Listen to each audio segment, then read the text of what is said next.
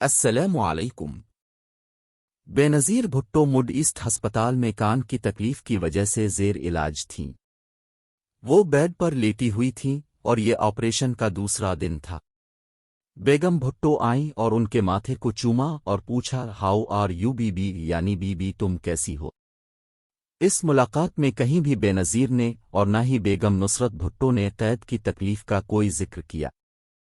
बेनज़ीर भुट्टो और नुसरत भुट्टो की इस मुलाकात के चश्मदीद गवाह फोटोग्राफर जाहिद हुसैन हैं, जिन्होंने इसकी तस्वीर भी ली थी, जो उन दिनों सोशल मीडिया पर वायरल है, जिसमें उनकी सक्खर जेल में असीरी का जिक्र किया जा रहा है।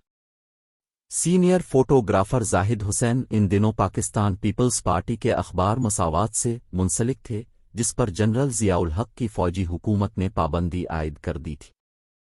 साबिक वज़ीर आज़म ज़ुल्फ़िकार अली भुट्टो की फांसी की सज़ा के खिलाफ नज़रसानी दरख्वास्त अदालत में मुस्तरद होने के बाद बेगम नुसरत भुट्टो और बेनज़ीर भुट्टो को गिरफ्तार किया गया था। जाहिद हुसैन बताते हैं कि सुबह का वक्त था, वो ज़ुल्फ़िकार अली भुट्टो की रहाइशगाह 70 क्लिफ्टन में मौजूद थे कि उन्हें मालूम हुआ कि बेगम नुसरत भुट्टो मिड ईस्ट हस्पताल में बेनज़ीर भुट्टो की इयादत के लिए आ रही हैं। याद रहे कि मिड ईस्ट साबिक वज़ीर आज़म और पाकिस्तान पीपल्स पार्टी के साबिक रहनुमा गुलाम मुस्तफ़ा जतोई के भाई गफ्फार जतोई का हस्पताल था, जो 70 क्लिफ्टन से चंद कदमों पर वाक़ था। जाहिद हुसैन के मुताबिक बेनज़ीर भुट्टो को कान में तकलीफ थी और 3-4 माह की दरख्वास्तों के बाद उन्हें हस्पताल लाया गया था, जहां उनका ऑपरेशन किया गया था। वो कमरे में ही मौजूद थे कि नुसरत भुट्टो आए। उन्होंने बेनज़ीर का माथा चूमा और उनकी खैरियत पूछी।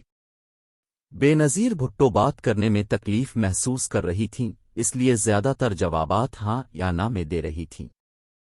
इसी दौरान बेनज़ीर भुट्टो की कज़िन फ़खरी बेगम आ गईं। दोनों 1 घंटे से कुछ ज़ायद वहां रखें, जिसके बाद मुलाकात का वक्त ख़त्म कर दिया गया।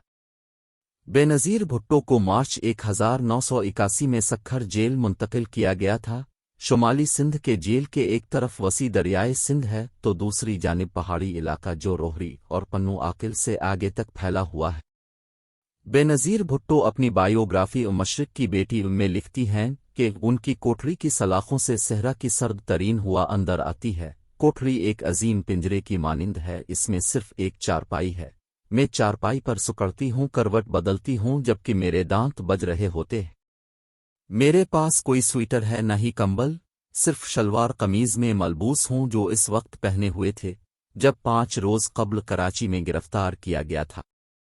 एक खातून जेलर को तरस आया और उसने जराबों का एक जोड़ा मुझे लाकर दिया, लेकिन वो इस कदर खौफजदा थी कि अगली सुबह वापस ले लिया।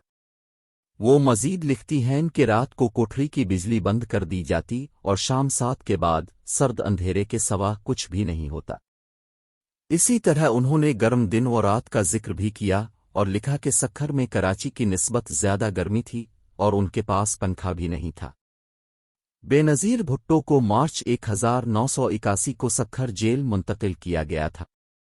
वो लिखती हैं कि उनकी नज़रबंदी को 12 जून की दोपहर के वक्त ख़त्म होना था, लेकिन इसमें 12 सितंबर तक का इजाफा कर दिया गया और अगस्त के दूसरे हफ्ते में कराची सेंट्रल जेल मुंतकिल किया गया, जहां उन्हें इसी कोठरी में रखा गया जहां उनकी वालिदा कैद थी।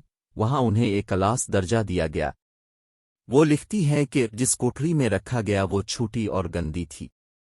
बैतुल खला में फ्लैश सिस्टम नहीं, वो हर वक्त लाल बैगों और मक्खियों से भरा रहता। इसकी बदबू कोठरी के बाहर सहन में बहती हुई और गंदी नाली की बदबू से मिलकर फिजा को मुताफिन रखती है। पानी की बाल्टी में मुर्दा कीड़ों की भरमार होती। सक्खर जेल से लेकर कराची सेंट्रल जेल तक ज़हनी अजियत के वाक़यात को उन्होंने कलमबंद किया, जिसमें कारकुनों पर तशद्दुद, उन्हें जेल में हलाक कर देने की सरगोशियां शामिल हैं। कराची सेंट्रल जेल का जिक्र करते हुए वो लिखती हैं कि रात को उन्हें करीब ही भारी कदमों की आवाज़ें तो कभी पाजेब की आवाज़ें आती थीं। मैंने मेट्रन, जेल में खातून वार्डन, से पूछा तो उसने उन आवाज़ों से इनकार किया और कहा कोई चुड़ैल हो सकती है, जबकि जेल सुपरिटेंडेंट ने कहा कि अब ज़हनी दबाव में हो। बेनज़ीर भुट्टो को सितंबर 1981 में अपनी बहन सनम भुट्टो की शादी में शिरकत के लिए रिहाई मिली, जिसके बाद वो मुल्क से बाहर चली गई थी।